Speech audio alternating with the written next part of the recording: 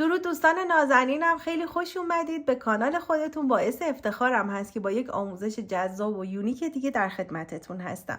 قراره که بهتون این قارچای دکوراتیو خوشگل رو آموزش بدم که خیلی تقاضا داشتید و تصمیم گرفتم که اول آموزش قارچ رو بذارم و بعد آموزش سبدش رو، مثل آموزش کدویی که براتون قبلا گذاشتم و بعد آموزش سبد کدو. به خاطر اینکه فکر میکنم اگر این اکسسوری ها به صورت ست کنار هم قرار بگیره خیلی کاربردی تر و جذاب تر هستش. من این قارچ کوچیک رو با قلاب شماره 3.5 باف زدم، به اضافه نخهایی که جنسش کتان پنبه هست، یه چیزی شبیه یارن آرت جینز، و این یکی رو با نخ آلیزه لانا گلد باف زدم. برای این مدل بافت به نظر من نخهایی که مثل آلیز لانا گلد یه حالت پشمی دارن و یه ذره پرز دارن که پرز طبیعی هست، خیلی کار رو رستیکتر و جذابتر میکنه تا اینکه نخمون نخ کتان بنبه باشه و هیچ پرز و اینهایی نداشته باشه. ببینید این یه حالت حس جذابتری میده. این سلیقه‌ای هست، شما با هر نخی میتونید اینو باف بزنید، حتی میتونید با کاوای مخمل باف بزنید، میتونید با رافیا باف بزنید. این دیگه به سلیقه خودتون بستگی داره. قلابتون رو طبق ضخامت نختون انتخاب بکنید. من برای این نخ قلاب شماره 4 یا 4.5 رو میتونم استفاده بکنم. برای این شماره 3 یا 3.5 رو میتونید استفاده کنید. پس این به خودتون بستگی داره. برای بافتتون مقدار زیادی نخ نمیخواین دیگه، یه ذره برای قسمت پایین و یه ذره هم برای قسمت بالا، ولی در هر صورت یک کلاف رو باید داشته باشین یا اینکه با اضافه نخهاتون بافتتون رو انجام بدید. برای اینکه کارتون ایستایی داشته باشه من داخل این کار رو یه پلاستیک برنج ریختم که بتونم ایستاییشو داشته باشم و راحت وضع رو تحمل کنید. تو این هیچی نریختم، ولی شما میتونید برای داخلش از ماسه استفاده بکنید و از ساچمه استفاده بکنید که ایستایی داشته باشه. ببینید ایستایی این خیلی از این بهتره، این شلووله و سری میفته. خب حالا بریم بافت رو با هم شروع کنیم. امیدوارم که من قسمت پایین رو میخوام با رنگ سفید باف بزنم. شما ببینید البته زیر دستیمو عوض کردم که رنگ سفید کلا توی آموزش های ذره خودم دوست ندارم، ولی خب پایین قارچم رنگ سفیده دیگه و نخی که داشتم با این ضخامت رنگش سفید بود. خب حالا بریم شروع کنیم آموزش رو. برای بافت حتما مارکر هم دم دستتون باشه که به راحتی بتونید ابتدای رنج رو مشخص بکنید. خب برای شروع یه دونه ماجیک رینگ میزنیم و توی این ماجیک رینگ 6 تا پایه کوتاه میبافیم. من برای قسمت پایین از رنگ شیری استفاده میکنم و برای قسمت بالا این یکی رو میخوام با رنگ خردلی باف بزنم و فکر میکنم ست جذابی بشه. خب حالا میام و 6 تا پایه کوتاه میبافم. ببینید 2 3 4 5 و 6 تا پایه کوتاه و بعد نخ ماجیک رینگ رو میکشم و بافتم و جمع میکنم. خب توی رج 2 باید توی هر کدوم از این پایه ها 2 تا پایه ببافیم. خب بافتمون هم اسپایرل هست، بست نمیزنیم انتهای بافت. خب پس توی هر کدوم از این پایه ها 2 تا پایه کوتاه میبافیم و اگر دلتون خواست از همینجا مارکر رو روی پایه اول بذارید. خب به این صورت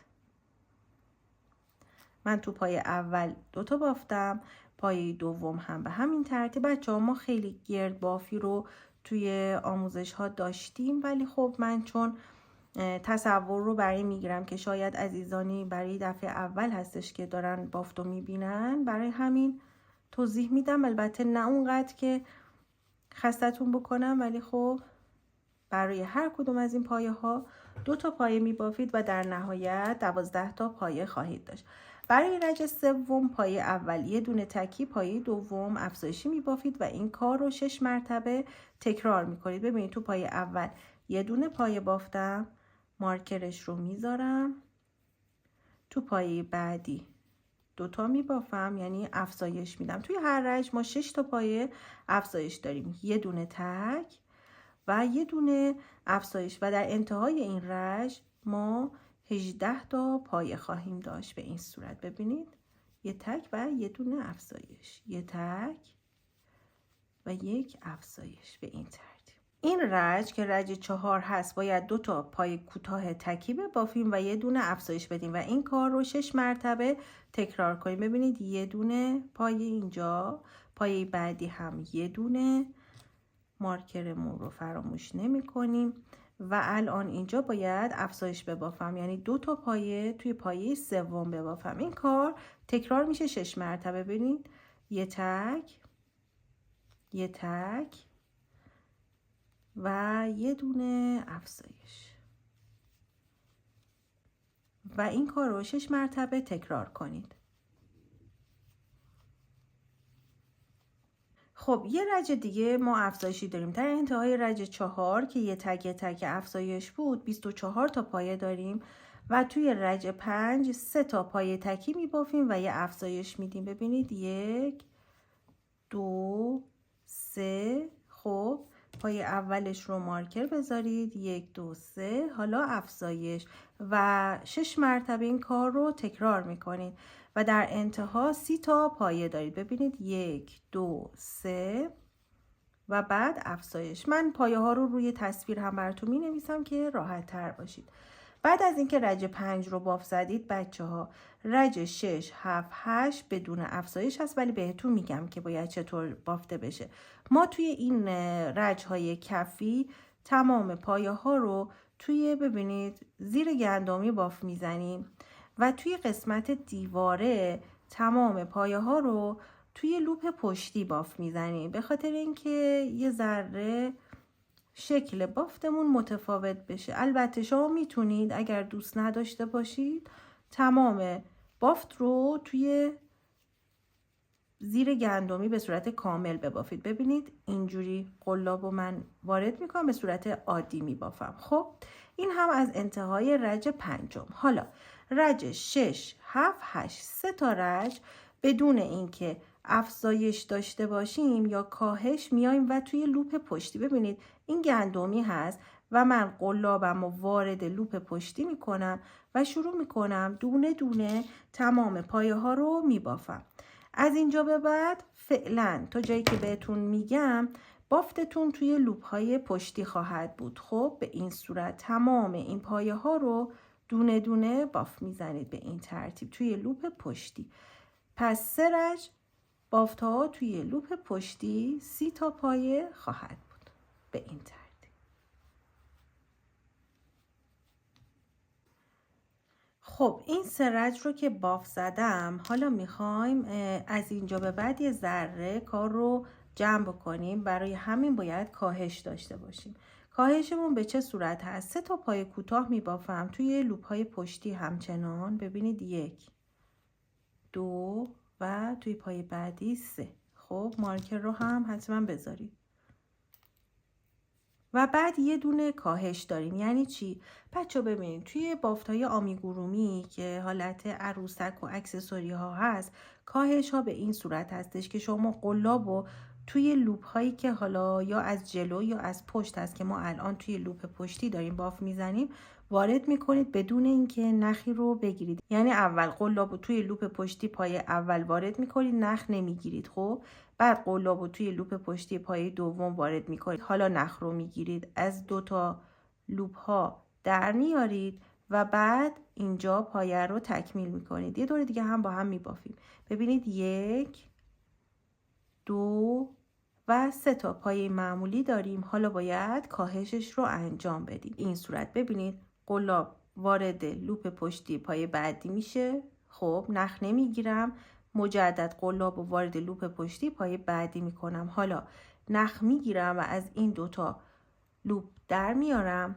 الان 2 تا لوپ روی قلاب داریم و با هم یکی میکنم و این کار رو 6 مرتبه تکرار میکنید تا انتهای رج که 24 تا پایه خواهید داشت. یعنی 6 مرتبه ما کاهش خواهیم داشت و در انتهای رج 24 تا پایه داریم. ببینید یه دونه دیگه هم با هم بریم ولی این بار سریعتر به این صورت.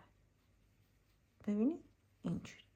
در انتهای این رج که 24 تا پایه داریم، رج بعدی رو بدون کاهش باف میزنیم. یعنی رج بعدی 24 تا پایه میبافیم و کاهشی نخواهیم داشت. ببینید اینجا الان من 24 تا دارم بعد از اینکه 6 تا کاهش انجام دادم، توی رج 10 24 تا پایه میبافم. خب دونه دونه تا هر کدوم یه دونه پایه به این صورت.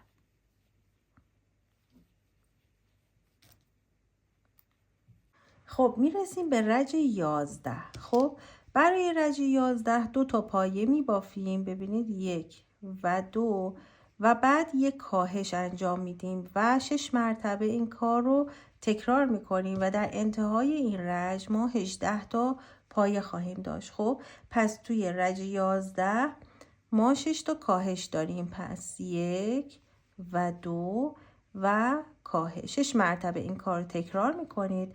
رج 12 و رج 13 بدون کاهش توی هر رج 18 تا پایه میبافید. خب ادامه بدید.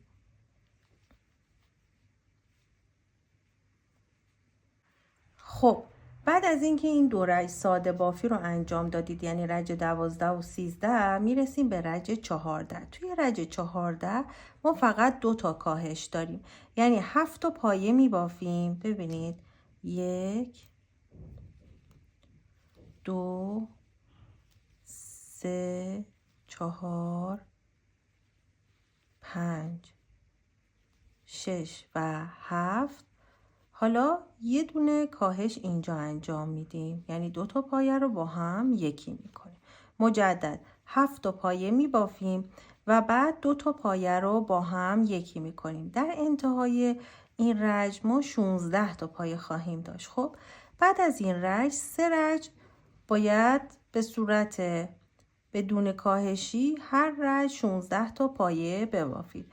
توی این قسمت شما میتونید کارتون رو پر بکنید، ولی چون من توی لوپ های پشتی باف زدم و کارم کشسانی داره آخر کار رو پر میکنم. پس این آپشنال هست، شما اگر دلتون بخواد میتونید الان این کار رو پر بکنید. خب رج بعد از این رجی که باف زدم که 16 تا پایه داشت و رج 14 هم بود، رج 15 16 17 3 تا رج بدون اینکه کاهش داشته باشیم بافتمون رو میزنیم. خب بعد از اینکه این 3 رج رو باف زدیم، از اینجا به بعد باید افزایش بدیم. پس ما بافتمون این حالتی باریک میشه و بعد اینجوری باید افزایش پیدا بکنه. خب برای این رج که رج 18 هم هست 7 تا پایه میبافیم و بعد افزایش میدیم. 2 مرتبه این کار رو انجام میدیم و مجدد تعداد پایه همون 18 تا میشه. خب ببینید 1 توی لوپ پشتی هم داریم باف میزنیم همچنان. خب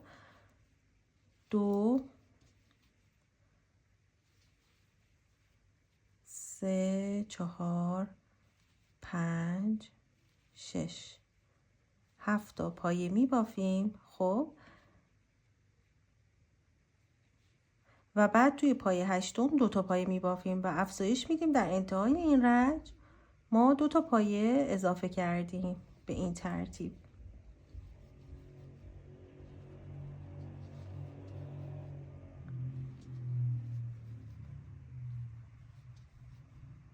هفت تا پایه بافتم، مجدد پایه هشتم رو افزایشی می بافم. خب رج بعدی هم به همین ترتیب هست. 8 تا پایه می بافیم، افزایش 8 تا پایه افزایش و در انتهای رج 19 ما 20 تا پایه خواهیم داشت. خب ببینید 1 2 خیلی دیگه آسونه. خب من روی تصویرم براتون می نویسم دستورشو.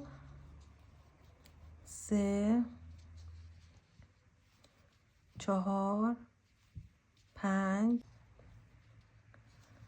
6 7 8 و افزایش. خب دوباره 8 تا پایه افزایش. در انتهای این رج 20 تا پایه داریم. رج بعدی ما 9 تا پایه می بافیم، افزایش 9 پایه افزایش که میشه 22 تا پایه و رج بعدی که رج 21 هست 10 تا پایه افزایش 10 تا پایه افزایش. این رو ببافید بچه‌ها تا انتهای رج 21 که براتون رو تصویر نوشتم به خاطر اینکه خیلی ویدیومون طولانی نشه و از حوصلتون خارج نشه می نویسم رو تصویر. خب تا انتهای رج 21 باف بزنید، بعد بهتون میگم که چه کار کنید افزایش ها رو. به انتهای رج 21 که رسیدیم 24 تا پایه داریم. این رج تعداد افزایش هامون بیشتر هستش، یعنی یه دونه پایه می بافیم، یه افزایش، یه پایه، یه افزایش و در انتهای این رج 36 تا پایه داریم، یعنی 12 تا پایه توی این رج افزایش داریم. ببینید یه دونه پایه میبافم توی لوپ های پشتی و حالا افزایش میدم به این ترتیب، یه پایه، یه افزایش توی لوپ پشتی، یه پایه و یه افزایش و تا انتهای این رج این پترن رو و باف رو تکرار میکنید، یه پایه و یه افزایش. و رج بعد بچه ها بافتمون از توی لوپ های پشتی دیگه صورت نمیگیره توی حالت عادی مثل بافت قسمت کفی. خب من اینو تموم کنم این رجو. توی رج 23 میایم و قلاب رو وارد، ببینید 2 تا لوپ روی قلاب هست و توی هر کدوم از این پایه ها یه دونه پایه میبافیم و در انتهای این رج 36 تا پایه داریم، افزایشی نداریم. خب توی این قسمت ما فقط توی پایه ها توی این رج فقط یه دونه پایه تو هر پایه میبافیم و کل گندمی روی قلاب میفته. خب این از بافت این رج. خب رج 24 2 تا پایه میبافیم و یه افزایش میدیم. ببینید 1 و 2 و یه دونه افزایش و این کار رو باید تکرار کنیم و در انتهای این رج 48 تا پایه خواهیم داشت. ببینید 1 2 و افزایش 12 مرتبه تکرار میشه. خب رج 25 26 27 دور تا دور باف میزنم و بافتم توی 2 تا لوپ هستش. خب و بعد از اون بافتو که تموم کردم نخم رو قطع میکنم. خب دوستان نازنین، من این کار رو بافتش رو تموم کردم و نخش رو کات میکنم و بعد این نخ رو موقع اتصال قسمت بالا لابلای بافتم مخفی میکنم. خب ببینید بچه ها باف به این صورت شده. قبل از اینکه بریم این کار رو پر کنیم ازتون میخوام که حتما این کانال رو سابسکرایب کنید بچه ها، اگر آموزش ها رو دوست دارید و نگاه میکنید آموزش ها رو استفاده میکنید، به خاطر اینکه آموزش های این کانال سعی میکنم که آموزش هایی باشه که واقعا در خور شما و شایسته شما باشه و این آموزش ها رو از طریق کانال یوتیوب خودم ببینید. یعنی اگر آموزشی رو من دارم ضبط میکنم فقط و فقط توی کانال یوتیوبم آموزش رو ببینید. سپاسگزارم از اینکه حمایت میکنید. خب ببینید بچه‌ها، برای اینکه این کار ایستایی داشته باشه و شلوول نباشه من یه ذره برنج ریختم توی یه نایلون و بعد میام توی این، به خاطر اینکه پاره نشه، میام توی یک زیپ کیپ ها میذارم و هواشو خالی میکنم. خب و بعد داخل بافتم قرار میدم. خب اول اینو وارد میکنم. شما میتونید از ماسه یا از ساچمه یا از چیزهای دیگه استفاده کنید که وزن داشته باشه. حالا من نمیخوام خیلی این کار بزرگ بشه، ولی چون قسمت پایین شکم داره، ببینید این زیپ کیپ من رنگش آبیه، این قسمت آبیشو برش بزنم دیده نشه. به خاطر اینکه ما از الیاف قراره یه ذره برای قسمت بالاتر استفاده کنیم و الیافمون هم رنگش روشن هست، اگر یه ذره سوراخ‌های بافتمون دیده بشه اشکالی نداره. من خودم برای آمیگورو میبافی خیلی حساسم، اصلا دلم نمیخواد که هیچ سوراخی توی بافتم باشه، اما این مدل رو خیلی سخت نگرفتم. بچه وقتی اینجوری برنج یا چیزهای دیگه مثل ماسه یا عرضم به حضورتون ساچمه چیزی میذارید، این کار خیلی، ببینید هم فرم میتونید بهش بدید، همین که سنگین میشه و میسته. خب من این قسمت بالاشو خیلی پر نمی کنم. ببینید بچه ها، من تا اینجا یه ذره الیاف وارد کردم، این رو هم به همین صورت نمیخوام خیلی پر بشه، به خاطر اینکه این راحت بتونه اینجوری کج و راست بشه و بتونه یه فرم طبیعی بهش بدید. صاف نباشه بهتره و بامزه تر میشه. خب حتی میتونید یه ذره به این شکم بدید، یعنی دفرمه باشه، اصلا اشکالی نداره. خب این قسمت بافتمون آماده شده. حالا میریم سراغ بافت قسمت کلاهک قارچمون. رج ابتدایی شبیه قسمت بافت کفی هست، با این تفاوت که ما توی لوپ پشتی از رج دوم باف میزنیم. ببینید من یه ماجیک رینگ میزنم و 6 تا پایه توی ماجیک رینگ میبافم.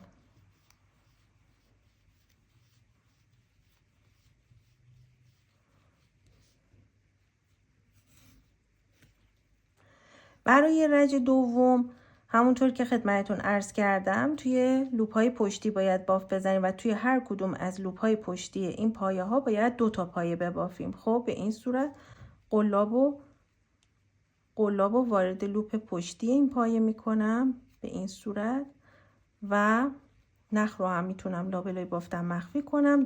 2 تا پایه میبافم. خب بعد توی پایه بعدی لوپ پشتی 2 تا پایه، چون تکراریه بچه ها دیگه خیلی بیش از حد براتون توضیح نمیدم. حتما مارکر بذارید اگر براتون سخته، حتما مارکر یادتون نره. ببینید خب برای رج سوم یه دونه پایه تو پایه اول میبافیم. خب و توی پایه دوم 2 تا پایه میبافیم و 6 مرتبه این کار رو تکرار میکنیم. در انتهای این رج ما 18 تا پایه داریم. خب رج بعدی هم افزایش داریم 6 تا، به این صورت که رو تصویر نوشتم بچه‌ها. 2 تا پایه میبافید و بعد افزایش میدید، 6 مرتبه این کار تکرار میکنید و در انتها 24 تا پایه خواهید داشت و چون تکراری هست من اینو براتون توضیح میدم. خب 24 تا پایه رو تو رج 4 که دارید، رج 5 رو بدون افزایش میبافید. پس رج 1 6 تا پایه، رج 2 12 تا، رج 3 18 تا، رج 4 24 تا، رج 5 هم 24 تا پایه دارید. تا رج 5 ببافید، من هم میبافم، برمیگردم بهتون بقیه‌شو نشون میدم. خب بعد از رج 5 میایم و رج 6 رو شروع میکنیم. 3 تا پایه میبافیم، یه افزایش، 3 تا پایه، یه افزایش و در انتهای این رج 30 تا پایه خواهیم داشت. خب ببینید 1 2 3 و افزایش. 6 مرتبه این کار رو تکرار کنید. 1 2 3 و افزایش. 4 تا پایه افزایش و این کار 6 مرتبه تکرار میشه. در انتهای این رج ما 36 تا پایه داریم. ببینید 1 2 3 4 1 2 3 4 مارکرش رو بذارید، افزایش رو اعمال کنید و 6 مرتبه این کار تکرار کنید، میشه 36 پایه و بعد بدون افزایش 36 پایه میبافید. من رو تصویر هم براتون می نویسم. بعد از اینکه یک رج رو بدون افزایش 36 پایه بافتیم، حالا این رج مجدد باید افزایش داشته باشیم، به این صورت که 5 تا پایه می بافیم، 3 4 و 5 و بعد افزایش رو می بافیم. خب به این صورت و 6 مرتبه این کار تکرار میشه. ببینید اینجا من باید مارکرم رو بذارم. خب 5 تا پایه افزایش، 5 تا پایه افزایش و تا انتهای این رج ما 42 تا پایه داریم. خب رج دون افزایش بافته میشه. خب 42 تا پایه بافته میشه، رو تصویر هم براتون نوشتم. رج 6 تا پایه میبافیم و افزایش میدیم و 6 مرتبه این کار تکرار میشه و در انتهای این رج ما 48 تا پایه داریم. خب تعداد پایه هامون به تعداد پایه هایی که توی این قسمت داریم رسید. حالا برای اینکه یه ذره قد کار هم بیشتر بشه و بلندتر بشه، 2 رج دیگه بدون افزایش باف میزنیم. 48 تا پایه 2 رج باف میزنیم بدون اینکه افزایش بدیم. من تا انتها بافتو میزنم، نختون رو قطع نمی کنید، به خاطر اینکه ما میخوایم اول نقطه‌های سفید رو روش ایجاد کنیم و بعد اتصال رو انجام میدیم. پس من تا طبق دستوری که براتون توضیح دادم و رو تصویر نوشتم میبافم، برمیگردم و بهتون میگم که چطور این قسمت ها رو گلدوزی کنید و بعد هم اتصال و تمام. دوستان نازنینم، من تمام رج ها رو بافتم و باف به این شکل در اومد و نخم رو اینجا رها کردم. ببینید بچه ها، ما الان باید اگر دلتون بخواد میتونید گلدوزیش رو انجام بدید که من با نخ بیسمون دارم گلدوزی رو انجام میدم به صورت دولا. این کار رو انجام میدم، نخ رو قطع نمی کنم، نخ بافتم رو، به خاطر اینکه میخوام اتصال رو انجام بدم. از هر جا که دلتون خواست به صورت رندوم سوزنتون رو وارد میکنید و کوک میزنید. کوک ها هم ببینید یه قسمت از نختون رو به صورت بلند مثلا 20 سانتش رو اینجا نگه دارید. خب و بعد به صورت رندوم کوک بزنید. ببینید اینجا رو کوک زدم یا مثلا یکم این طرفتر. خب اگر دلتون بخواد میتونید نختون رو تکلا بکنید و 2 مرتبه نخ رو اینطوری دوخ بزنید، ولی من دولا دوخ میزنم که سریعتر تا تاریک نشده هوا آموزش رو تموم بکنم. خب ببینید به صورت رندوم و به هیچ عنوان بچه ها نخ از داخل کشیده نشه. ببینید نخ باید اینطوری در همین حد رها باشه، چون اگر بکشید کارتون خیلی زشت میشه در نهایت. خب نخ رو نکشید و به صورت رندوم از قسمت بالا ببینید خیلی آروم اینجوری از قسمت بالا میایم پایین، باز دوباره از این طرف میرید بالا و دور تا دور به همین صورت. ببینید من مکان نخم رو به این صورت تغییر میدم. خب به این صورت میام یکم بالا اینجا و دوست دارید تعداد دوختاتون رو میتونید زیاد بزنید، میتونید کم بزنید، دیگه به خودتون بستگی داره و سلیقتون. و حتما هیچ چک بکنید که نختون جایی گیر پیدا نکرده باشه، به خاطر اینکه خیلی مهمه که نخ رها باشه. خب من اینو کامل گلدوزیشو انجام میدم.